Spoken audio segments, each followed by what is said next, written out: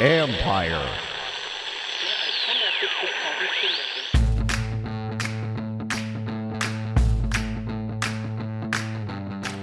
Hello and welcome to my podcast. Do me a favor, subscribe to the John Keim Report wherever you get your podcasts. You're watching on YouTube, hit that like button, hit that subscribe button. You can find us there as part of Empire Media. That's AMPIRE. Today is just me and you folks as I explain why I picked Tennessee offensive lineman Darnell Wright in our ESPN NFL Nation mock draft that was televised earlier tonight on Tuesday night. You can, by the way, for the draft, a couple things you need to know, and I'll get to my explanation of Wright in a minute. For ESPN.com, I'll do an analysis of after every pick. So there's going to be pros and cons, how they fit in, etc. So you can find all that stuff on ESPN.com. You can go to the Washington Commanders homepage, or just go to the front page. There'll be plenty of draft stuff you can get there, and you can find all the analysis there.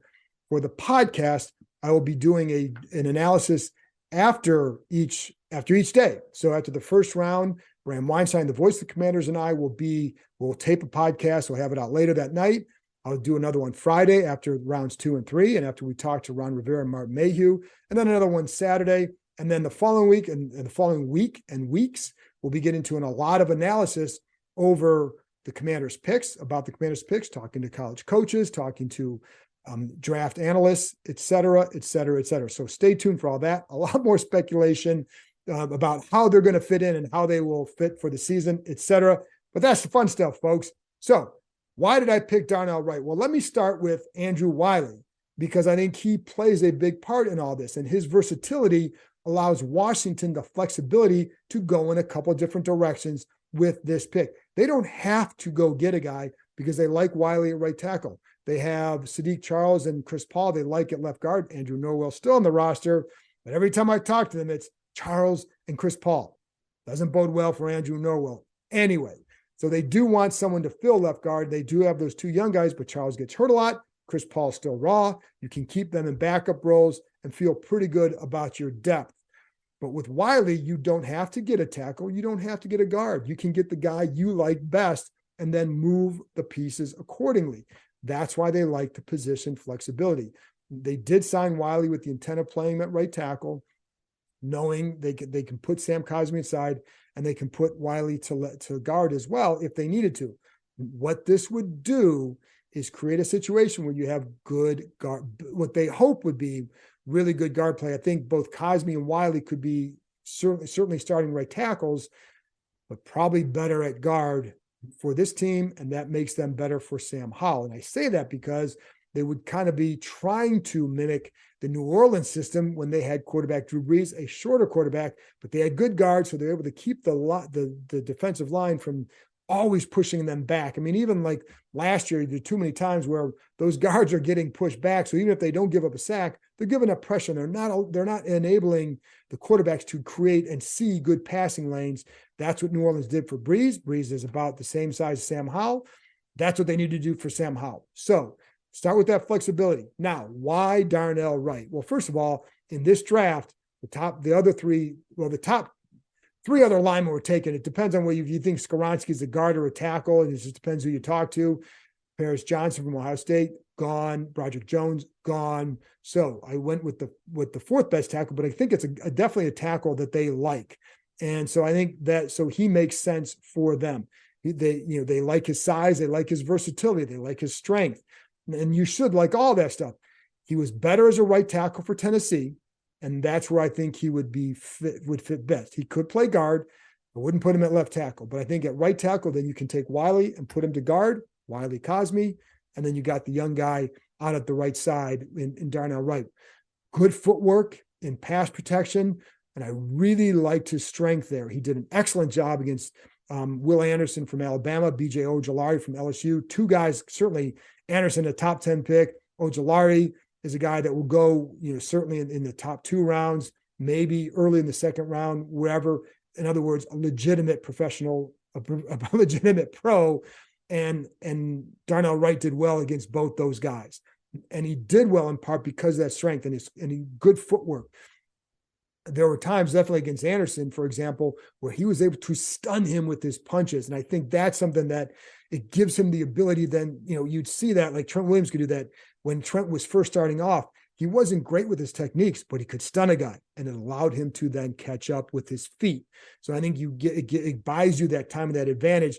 And that's something when I watch some other guys like Osiris Torrance at guard, I didn't see that same kind of play strength in pass protection. And I also didn't like how he opened his hips a lot. And it gave, I think when you face guys that you do in the NFL, I think there are going to be some learning curves for him at that spot, like him as a run blocker a lot. Anyways, then when you get off stride there, but with Wright, I think he does a really good job in that area. And it's why I think he'd be a good pick for them. Again, size, length, versatility gives you all that. And it fits in well with what this team likes to have. I do believe they like him. Now, would they take him there based on the scenario that I was presented? I think they would, but I can't say for sure. I don't know. I certainly don't know everything. In this draft, in our mock draft, Bijan Robinson was gone. I don't think they would have taken him there. I do know that, how much they like Brian Robinson. And keep in mind, like Brian Robinson was shot. So the guy we saw last year was just starting to scratch the surface of what I think he's going to be for them. Not that I think he's going to be, I think Bijan Robinson is going to be really good. And I think if you don't have him, certainly would be a guy I think you would jump on, but you do have him.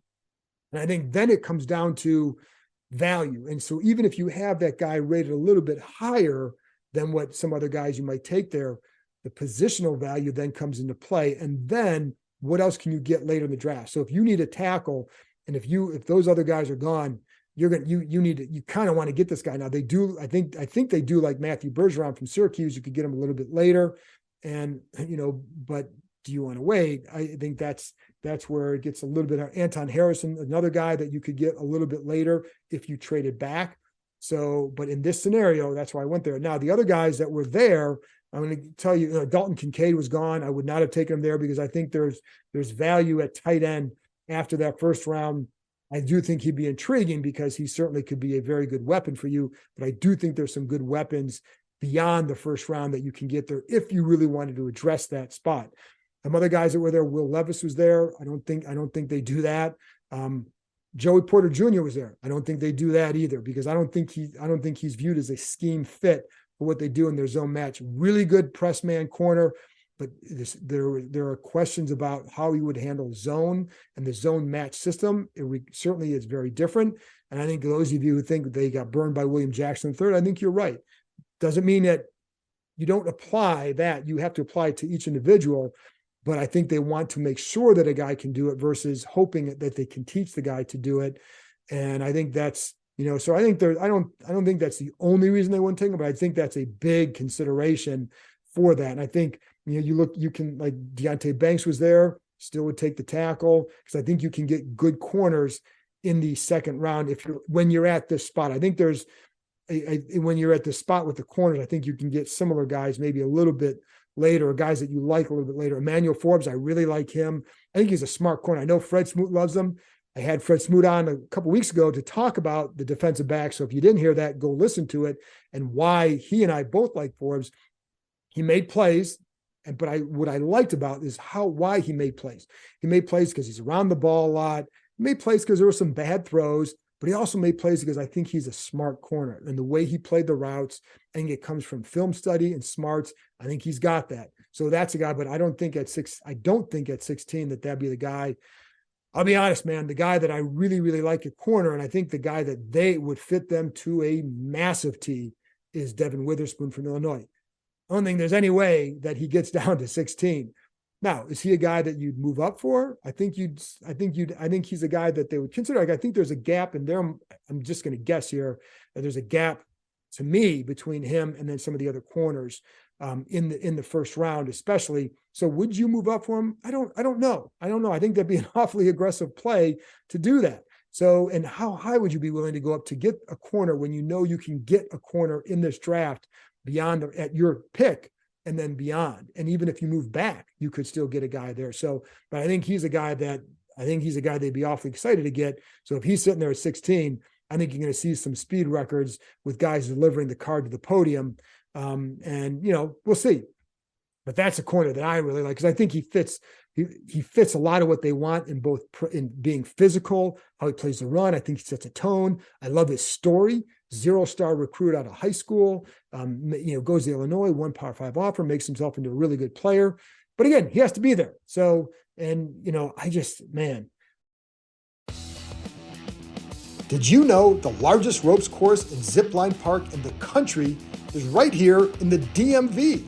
Located in the heart of Montgomery County, the Adventure Park at Sandy Spring combines climbing and ziplining to create an aerial obstacle course unlike any other.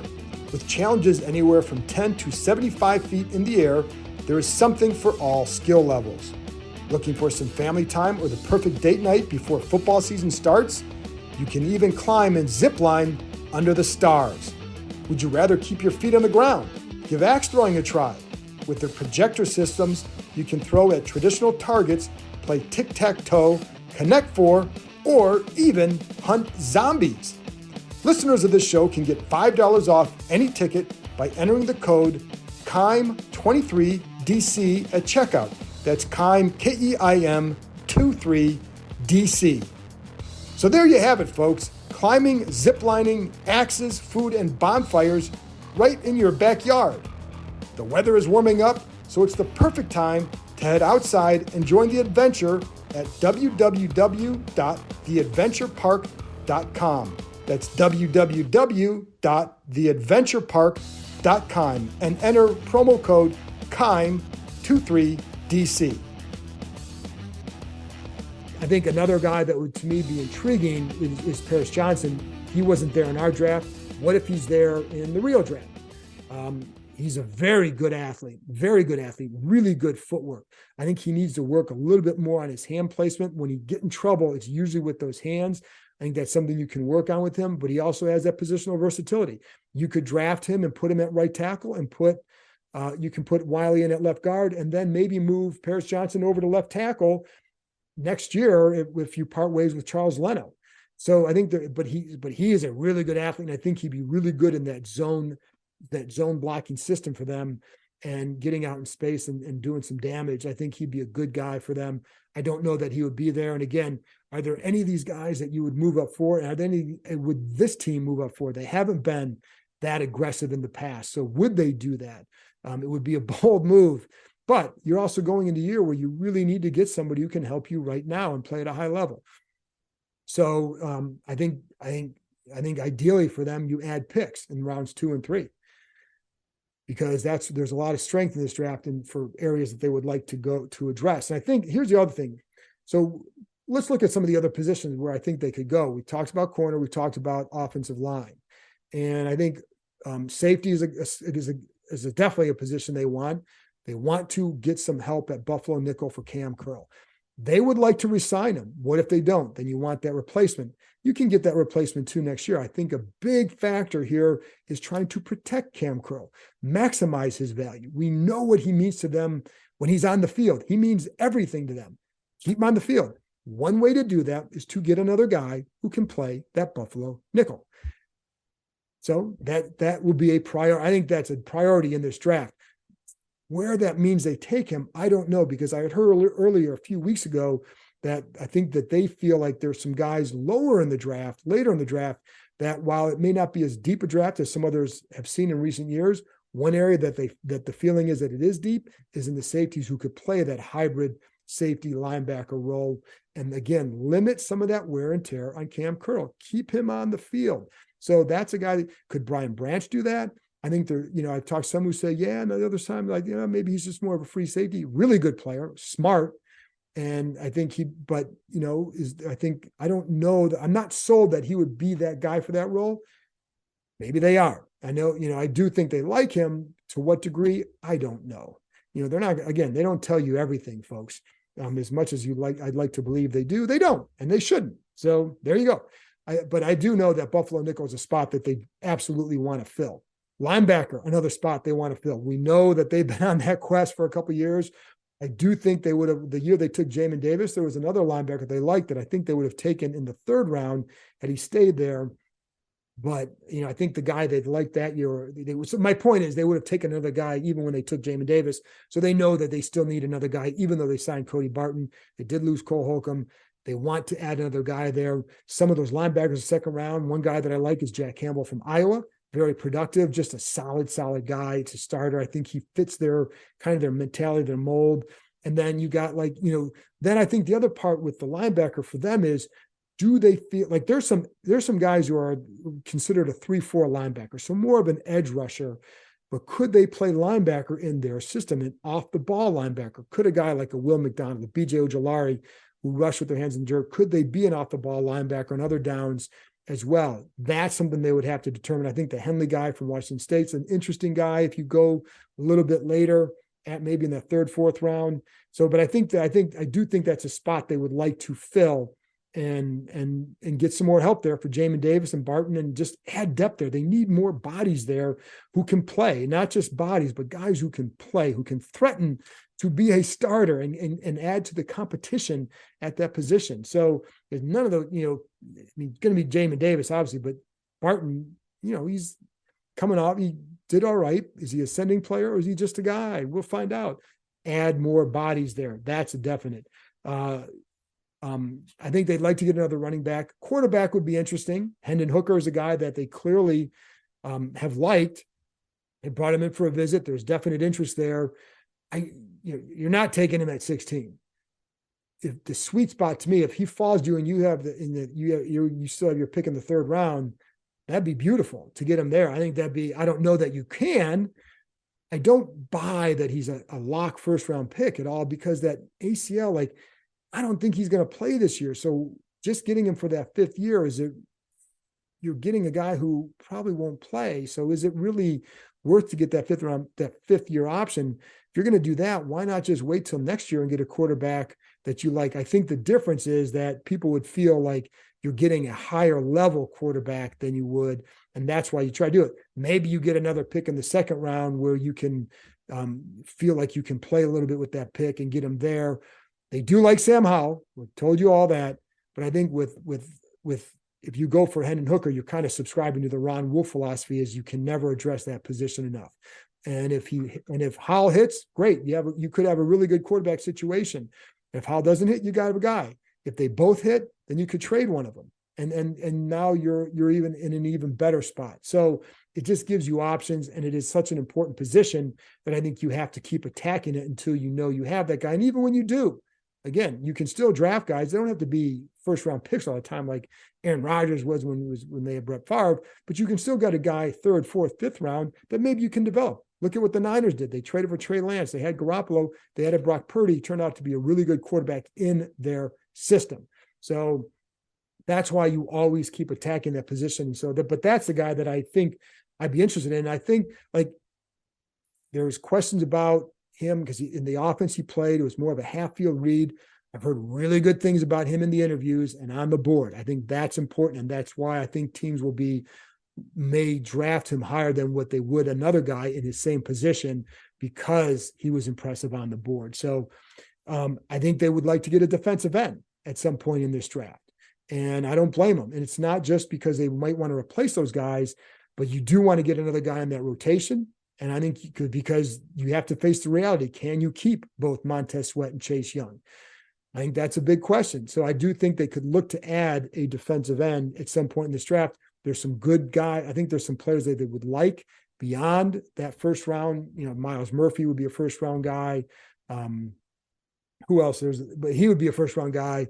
So there are other guys, I think, lower in the draft that would be enticing for them, because it is considered a good draft. There's some good defensive ends beyond that 1st round, and guys who can set that edge. And that's what they certainly like that. And that's what Montez Sweat does very, very well on the other side. Because then it comes down to, with Chase Young, you got that 5th year option coming up. And if you're not sure what you're going to do, and again, to me, by this point, if you haven't said you're going to do it, it's kind of telling. And I think they would love to have a motivated Chase Young and have the productive year that they feel he can have when pushed to go get that contract. So, anyway, there's something to think about. The other spot is cornerback. And I went over a couple of these guys. Again, I like Forbes a lot, and I think, I love Devin Witherspoon. He's the guy that, like, in January, he was the guy that I really said, like, if you want a corner, that to me is the guy you go get. We'll see what they can do.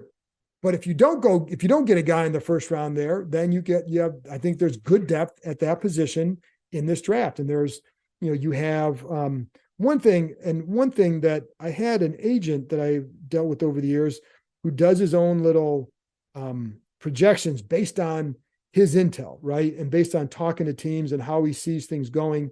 And there were, like, I want to look at corner, because cornerback, he had, according to his projections, based on his conversation with teams, he has like 1, 2, 3, 4, 5, 1, 2,